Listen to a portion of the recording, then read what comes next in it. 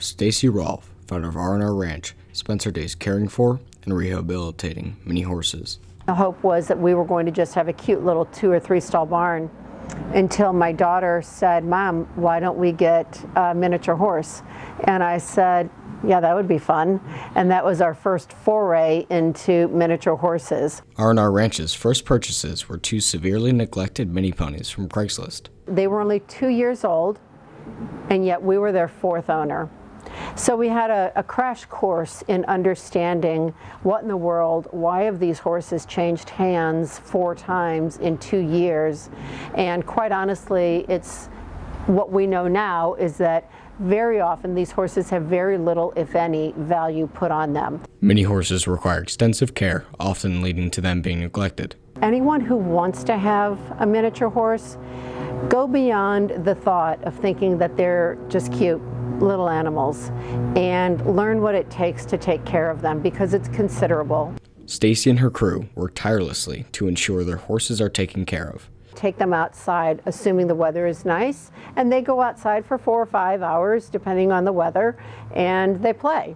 While they're outside, the work continues inside the barn, and they get their stalls cleaned. The stalls here are cleaned 3 times a day.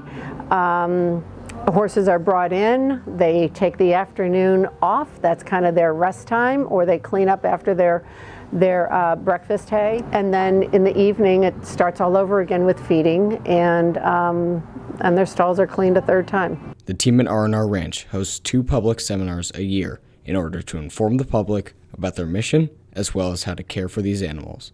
Basically, the mission that we have here at R&R Ranch is to provide a home for miniature horses that have had a less than fortunate life prior to being here.